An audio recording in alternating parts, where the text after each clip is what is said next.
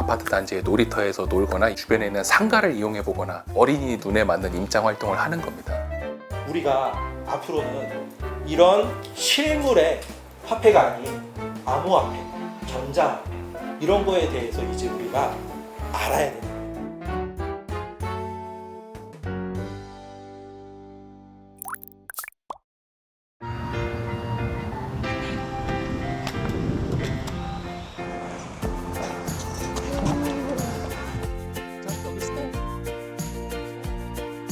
여기 보면은 학교잖아. 응, 그러면은 성령이가 다니기가 여기가 편할까 불편할까? 편해. 그치. 그래서 학교가 가까우면은 어린이가 있는 사람들이 응. 이 주변에 많이 살게 되는 거야.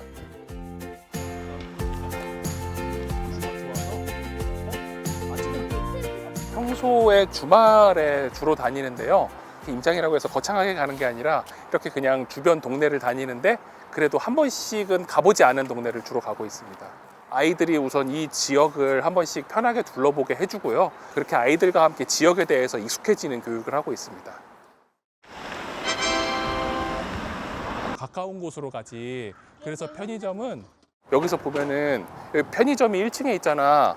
왜 편의점은 1층에 있을까? 편의점? 무슨 물건들 위로 올리기 힘드니까 맞아. 그리고 물건을 살 때 사람들이 어떻게 가? 가까운 곳으로. 맞아. 그래서 작은 슈퍼마켓도 1층에 있고 편의점도 1층에 있는 거야. 저 위에 보면은 세탁소는 2층에 있거든? 응. 세탁소는 왜 2층에 있을까? 사람들이 많이 안 오는.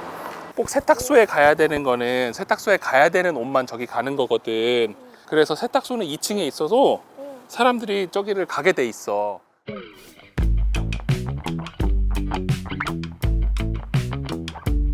부동산이라는 게 우리 일생에 있어서 가장 큰 비중을 차지하는 내 자산의 가장 큰 비중을 차지하는 영역입니다. 근데 어렸을 때부터 부동산에 대해서 우리는 전혀 교육을 하고 있지 않아요. 그렇기 때문에 사회로 나갔을 때 단순히 그냥 부동산만 보면 조금 많이 어렵다라고 생각하고 이건 남들 얘기다라고 생각하고 나하고 무관하다라고 생각을 하는데 결국 누구든 집안에 들어가서 살아야 되는 문제거든요.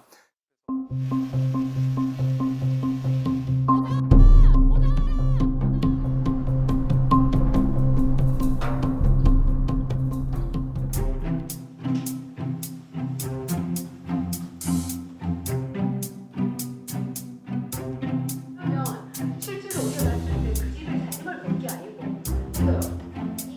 당연히 협찬해 주니까 살죠. 전세 사기의 문제가 지금 어른이 되어서 해결할 문제가 아니고 좀 어렸을 때부터 뭔가 이 아이들에게 좀 기본적인 지식을 좀 깔렸으면 좀 청년들이 좀 이런 일 좀 덜 당할 수 있지 않을까 이런 생각이 좀 들었었어요. 그래서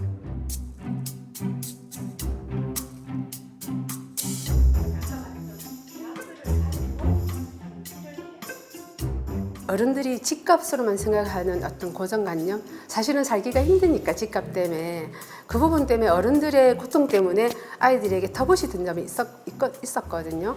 그걸에서 벗어나지 않으면 말 그대로 아이들은 나중에 부동산은 투자와 투기의 대상으로밖에 인정이 안 되거든요.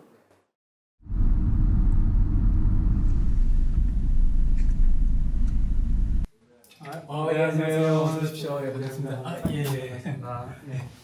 돈을 관리하고 돈을 불리고 돈을 내가 어떻게 활용하느냐에 따라서 그 사람마다 내가 돈이 오늘은 지금 시대의 흐름에 있어서 디지털화가 많이 되고 있기 때문에 디지털 화폐라는 게 어떠한 것이 있고 그 가운데서 암호화폐가 어떠한 것이 있어서 지금 어떠한 용도로 쓰이고 있다라는 기본적인 개념을 이제 알려주고 싶어서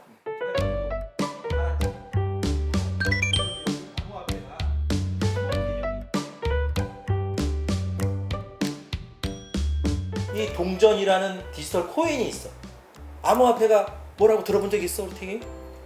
이제 뭐 디지털 상에서 이제 암호 기술로 된 그런 화폐 그래. 자, 우리 예찬이 비트코인 같은 거. 비트코인. 그래. 암호화폐의 대표적인 게 비트코인이지. 이 비트코인이 이게 암호화폐인데 이게 디지털 가상자산이라고 돼. 시대, 사회 흐름에 따라서 이게 가상자산인데 이게 가치가 높아질 수도 있고 가치가 내려갈 수도 있어. 암호화폐도 어떻다 그랬어? 일상적으로 통용이 돼가고 있다 그랬지. 지금 우리 현실 사회에서는 너희들이 살아가는 사회에서는 앞으로 이거는 기본 포트폴리오로 정착하게 될 거야. 그러니까 이런 것들을 잘 알아야 되겠죠?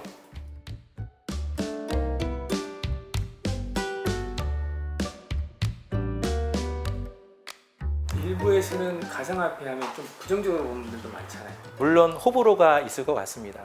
근데 그 아이들한테 폭넓은 지식을 전달을 해주고 그 선택은 본인이 할 수 있게끔 하는 것이 중요하다고 생각을 해요.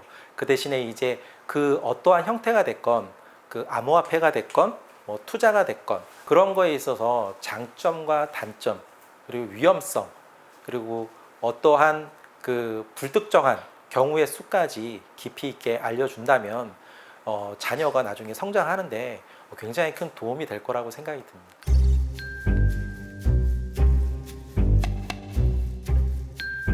부모들이 아이들, 어린이들 경제 교육이 조금 이제 고민하는 이유는 주식이나 어떤 뭐 부동산 이런 것에 조금 이제 그 부모들이 고통을 좀 받고 있다 보니까 우리 아이만큼은 조금 더 좋은 환경에서 자라나게 하고 싶다라고 하는 하나의 좀 반증이 아닐까 싶습니다.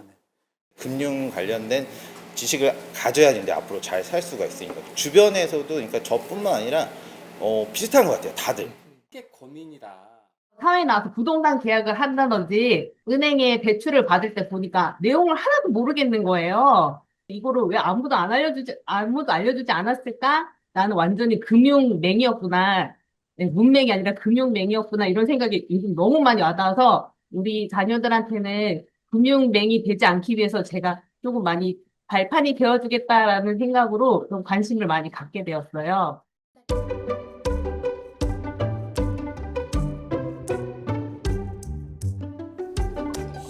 슈가 파우더. 슈링크 프레이션.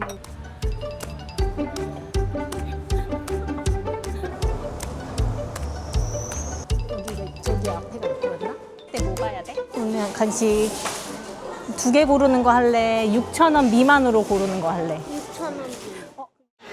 이거는 125원. 4,490원. 이거 먹고 싶었던 거야? 평소에?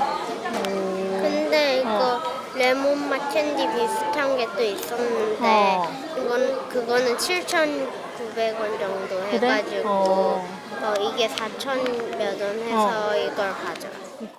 6,000원 미만으로 하기로 했으니까 조금 더 이렇게 양이 적은 걸 고른 것 같아요.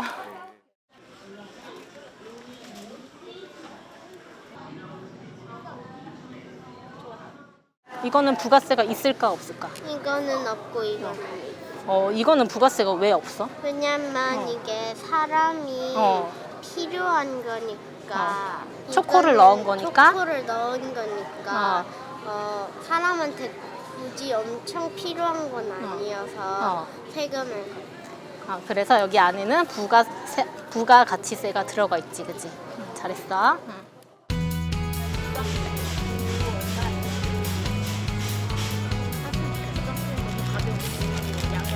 마트는 돈을 쓰는 최소의 경험에서 시작을 하는 곳이라고 생각을 해요. 가장 중요한 건 소비 습관, 그리고 소비할 때 그 합리적인 사고가 제일 중요하다고 생각합니다.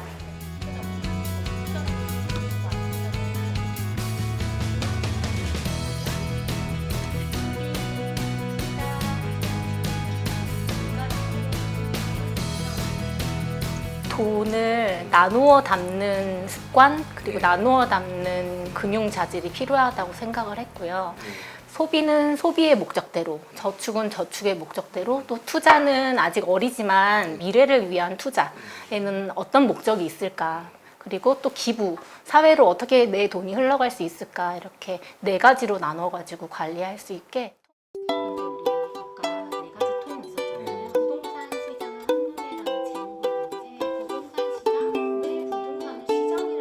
돈 이야기를 금기시하는 게 아니라 계속 친밀하고 어떻게 하면 현명하게 이 돈을 관리할지 고민하는 방향으로 고민을 하고 있고요.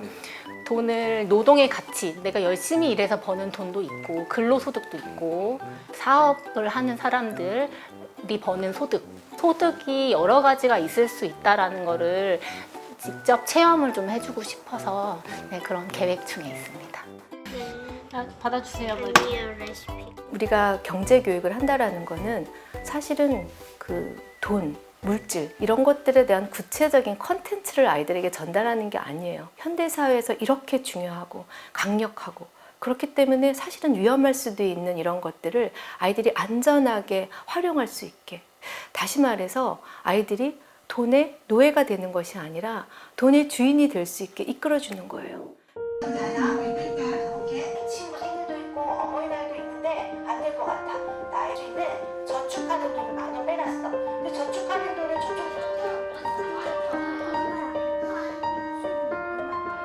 경제 교육이라는 거는 어떤 그냥 단순한 조기 교육이 아니라 그 경제 전반, 그 어떤 윤리, 가치 이런 거에 대한 굉장히 복합적인 통찰이 필요한 교육이거든요. 그런 교육을 구성하기 위해서는 정말 아주 신중한 그런 내용의 구성, 그다음에 아이들의 어떤 인식 수준 이런 것들이 잘 파악돼야 된다. 돈을 어떻게 잘 획득할 것이냐에 대한 경제 교육들은 오히려 더 굉장히 편향된 시각을 가질 수 있게끔 한다고 저는 생각하고요. 그 경제 교육이 단순히 뭐 돈을 이해하는 것이 아니라 사회를 이해하는 관계 속에서 우리가 어떤 돈을 벌기도 하고 쓰기도 하고 이런 부분들을 가르치는 게 이제 필요합니다.